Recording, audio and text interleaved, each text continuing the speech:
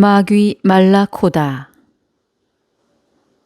베르길리우스와 나는 이곳 지옥과는 별 관계가 없는 얘기를 나누면서 다리와 다리 사이를 건넜다. 어느덧 우리는 5번째 구덩이에 걸려있는 아치형의 돌다리 꼭대기에 이르렀고 말레 볼제의 갈라진 틈바구니를 보기 위해 걸음을 멈추었다. 그곳에서는 허무한 신음소리가 새어나오고 있었고 이상하리 많지 어두웠다. 겨울철이면 베네치아의 조선소에서는 낡은 배의 흠집을 수선하기 위해 역청을 부글부글 끓이는데 그것처럼 이곳 5번째 구덩이에서도 뜨거운 역청이 걸쭉하게 끓어오르고 있었다. 그렇지만 인간들처럼 불을 사용하여 역청을 끓이는 것이 아니라 단지 하느님 말씀 한마디로 불처럼 달아오른 역청이 끓는 것이다. 구덩이의 양쪽 계곡은 끓어오른 역청이 튀어 시커멓게 변해 있었다. 내가 구덩이 속에서 볼 수 있는 것이라고는 짙은 역청이 끓어오르며 내는 거품과 희뿌연 연기뿐이었다. 나는 아래를 자세히 보고 싶은 호기심에 정신이 팔려 몸이 구덩이 쪽으로 기울고 있는 것조차 느끼지 못했다. 그때 베르길리우스가 재빨리 내 팔을 낚아채 자기 쪽으로 끌어당기며 말했다. 조심하게나. 위험해. 호기심에 이끌려 위험을 못 느끼다가 비로소 정신을 차린 나는 갑작스런 두려움에 몸을 떨며 베르길리우스에게 매달려 정신없이 걸어갔다. 그러다가 문득 누군가가 우리의 뒤를 따라오는 기척을 느꼈다. 나는 무심결에 뒤를 돌아보았다가 소스라치게 놀랐다. 시커먼 마귀가 우리들 바로 뒤에서 돌다리 위를 치달려 다가오고 있었는데 그 마귀는 거대한 몸집에 혹이 주렁주렁 달려 이목구비를 분간할 수 없었다. 또 유난히 짧은 2다리와 그것과는 정반대로 땅에까지 길게 늘어진 2팔, 바위처럼 울퉁불퉁하고 거친 피부를 하고 있었다. 그 마귀에게 남아있는 감정이라곤 저주와 고통뿐인 듯 얼굴이 몹시 일그러져 있었다. 불뚝 솟아있는 마귀의 어깨 위에는 반으로 꺾인 죄인이 걸쳐져 있었다. 마귀가 억센 손으로 발목을 꽉 잡고 있어서인지 아니면 기절한 탓인지 죄인은 맥을 놓고 몸을 쭉 뻗은 채 움직이지 않았다. 미처 우리의 모습을 발견하지 못한 마귀는 다리 위에 서서 뒤통수까지 찢어진 입을 쫙 벌려 쩌렁쩌렁한 목소리로 악을 썼다. 여봐라! 제 8억을 지키는 흉측하고 사악한 마귀들아! 여기 루카의 치타 마을을 다스리던 의정관 한 놈을 잡아왔다. 곧 던질 테니 놈을 저 아래 깊숙한 역청 한가운데에 처박아 두어라. 그 마을에는 아직도 이런 탐욕스런 관리가 그득하지. 나는 다시 그들을 잡으러 떠나야 한다. 그러자 다리 밑에 있던 쥐새끼처럼 꾀죄죄하고 손톱이 긴 마귀가 대답하였다. 돈으로 공직을 마음대로 사고 팔았으며 가난한 주민들을 못살게 굴었던 그 탐관 오리를 어서 던져라. 그놈은 전혀 얼토당토 않는 일에도 돈만 쥐어주면 쉽게 좋다고 한 놈이니 우리가 그의 응당한 고통을 주리라. 그러자 다리 위에 있던 덩치 큰 마귀가 죄인을 머리 위로 번쩍 치켜 올렸다가 아래로 힘껏 내동댕이 쳤다. 그 죄인이 역청 속에 풍덩하고 잠기는 소리가 들리자 마귀는 날다시피 하여 왔던 길로 재빨리 돌아갔다. 아마 포승줄을 끊고 도망가는 도둑일지라도 이처럼 빠르지는 못할 것이다. 그 마귀는 혼잣말로 바쁘다 바빠. 그런 놈들을 다 잡아들이려면 내 몸이 10개라도 모자라 하고 계속 중얼거렸다. 내가 마귀의 혼잣말을 듣고 심각한 표정을 짓자 베르길리우스가 말하였다. 저 마귀의 말에 너무 신경 쓰지 말게. 저 녀석은 인간의 역사가 시작된 이래 항상 똑같은 말만 중얼거리며 죄인들을 역청 속에 쳐넣기에 정신이 없다네. 그의 일거리는 고되지만 인간의 역사가 계속되는 한 아마도 영원히 끊이지 않을 것이네. 나는 다리 아래로 고개를 숙여 부글부글 끓어오르는 역청 속에 빠진 죄인의 모습을 찾아보았다. 다리 아래에서는 몸집이 작고 교활해 보이는 마귀들이 100개도 넘는 긴 쇠 갈고리로 그 죄인을 쿡쿡 찌르며 소리를 지르고 있었다. 루카의 대성당에 있는 십자가에 성스러운 얼굴을 한 자일지라도 이곳에서는 아무 소용이 없다.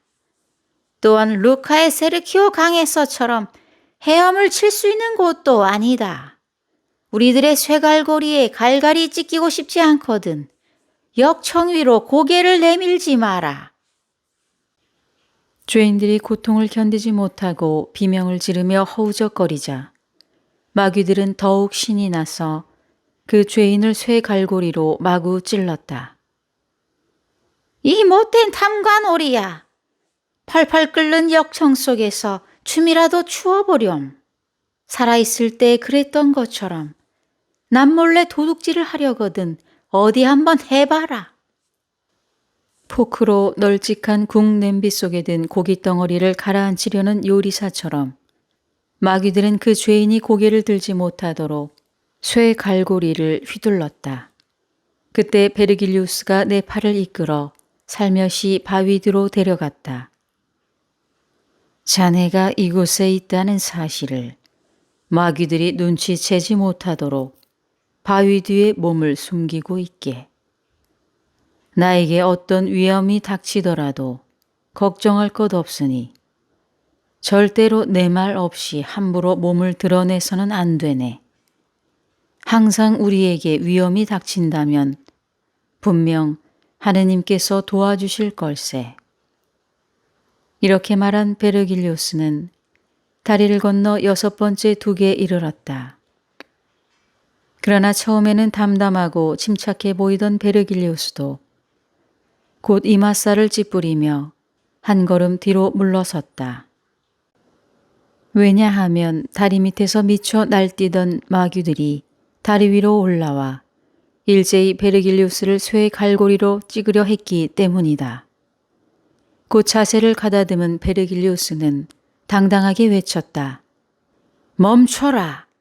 내 놈들이 새 갈고리로 나를 내리찍기 전에 할 말이 있으니 누구든 한 명만 앞으로 나오너라.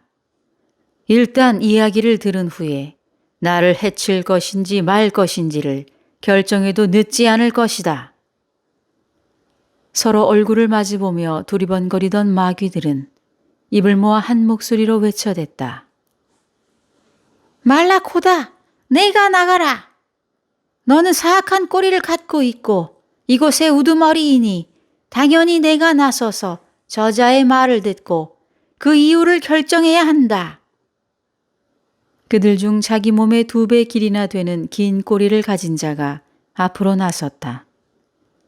그는 마귀들의 우두머리답게 교활한 눈동자를 이리저리 굴리며 베르길리우스의 모습을 훑어보았다. 그러더니 몹시 건방지고 불손한 태도로 말을 내뱉었다. 내 놈의 말을 몇 마디 들어본다 하더라도 우리들의 결정에는 변함이 없으리라. 그러나 내 놈이 굳이 쇠갈고리에 갈갈이 찢기기 전에 한마디라도 남기고 싶다면 어디 한번 해봐라. 단 짧게 말해라. 나는 인내심이 없어. 내 놈의 말을 채 다 듣기도 전에 내 놈 모가지를 비틀어 버릴지도 모르니까. 말라코다가 건들거리며 가까이 다가오자 베르길리우스는 거침없이 말하기 시작했다. 말라코다.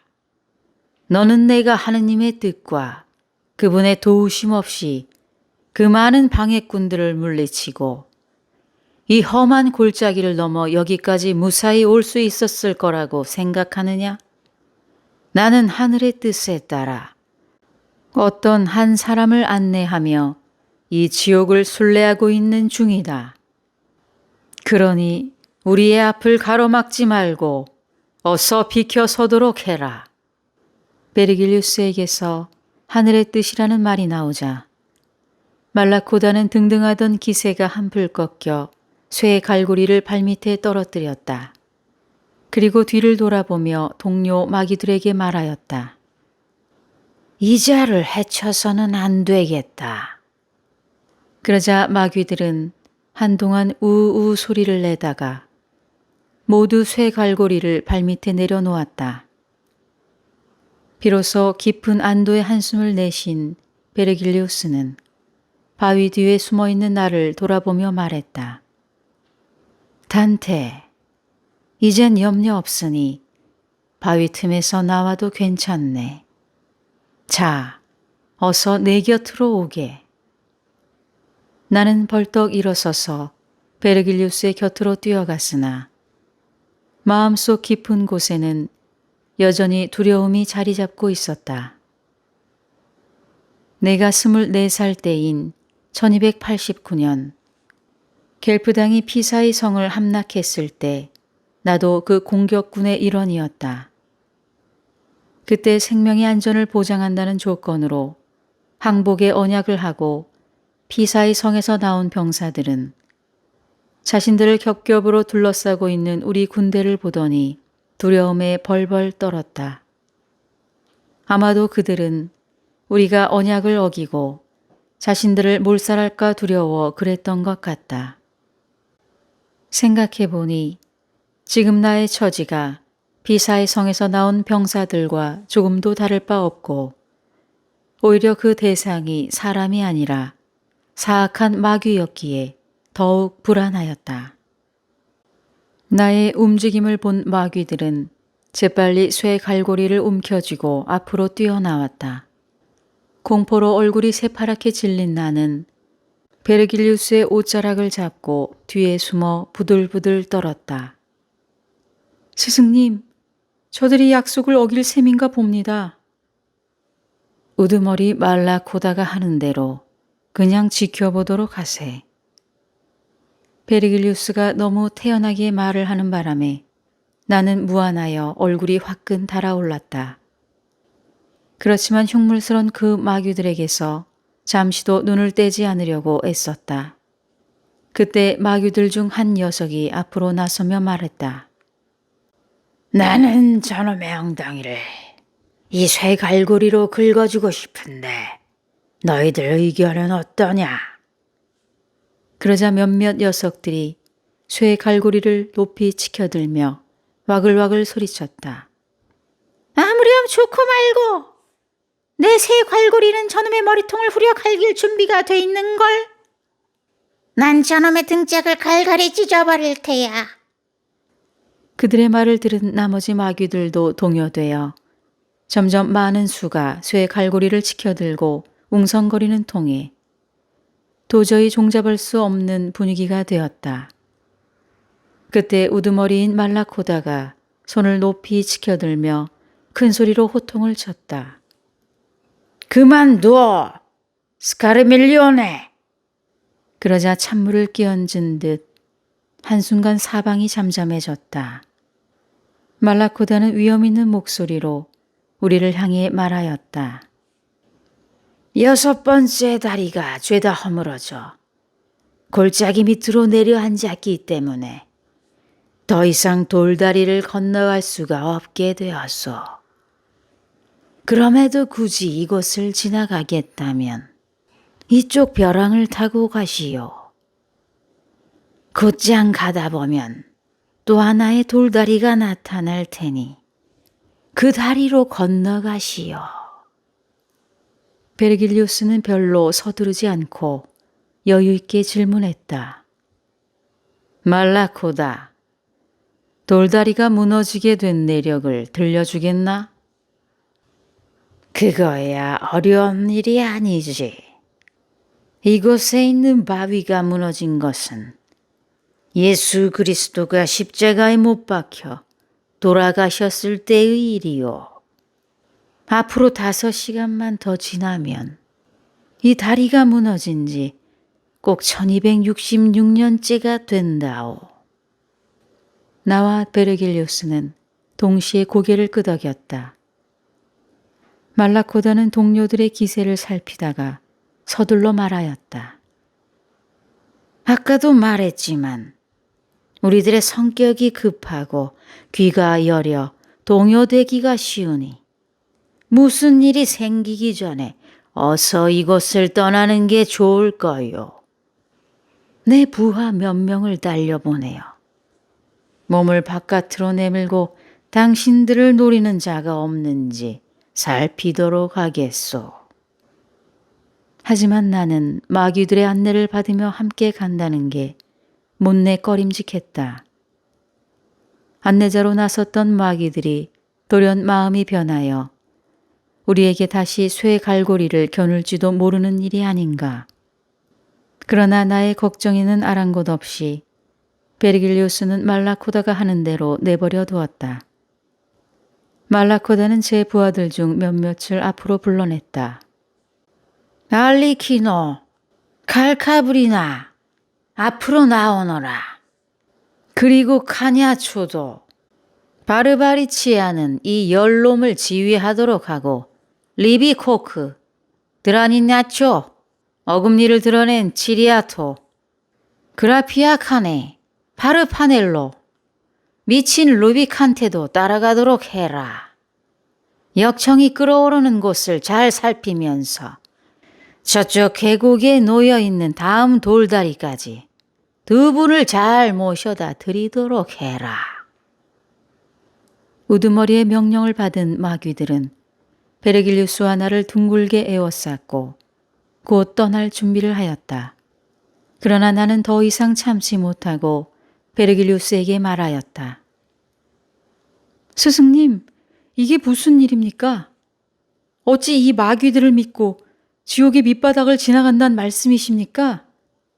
스승님이 길을 알고 계신다면 우리 둘이서 가던 길을 계속 가는 게 옳다고 생각합니다. 저는 마귀들의 안내를 받고 싶은 생각은 추호도 없습니다. 스승님은 지혜로운 분이시니 모든 걸 아실 게 아닙니까? 보십시오. 안내를 맡겠다고 나선 자들이 순종하기는커녕 오히려 이를 갈며 험악한 눈초리로 우리를 노려보고 있지 않습니까? 당황할 것 없네. 마귀들이 이를 갈든 험악한 눈초리로 우리를 노려보든 제멋대로 하기 내버려 두게. 놈들이 그렇듯 증오의 대상으로 삼는 것은 우리가 아니라 바로 끓고 있는 역청 속에 잠겨 신음하고 있는 죄인들이라네. 결국 그렇게 해서 우리는 마귀의 무리들과 함께 왼쪽 언덕으로 향하게 되었다. 떠나기 전에 마귀들은 모두 우두머리를 향해 눈꺼풀을 뒤집어 보이면서 신호하였고 거기에 답하여 우두머리는 궁둥이를 삐죽 내밀어 나팔 소리를 냈다. 나는 기병들이 들판을 행군하여 열병식을 행하고 돌격하는가 하면 때로는 퇴각하는 것을 본 적이 있다. 혹은 나팔이나 종소리로 아니면 북소리나 연기를 이용하여 서로 신호를 보내는 것도 종종 보아왔다. 그렇지만 마귀들의 이 기묘한 신호는 도무지 이해하기 힘든 우스꽝스러운 짓으로 보였다. 그들이 무엇을 하고 있는지 영문도 모른 채 우리는 그저 바쁜 걸음을 재촉하였다.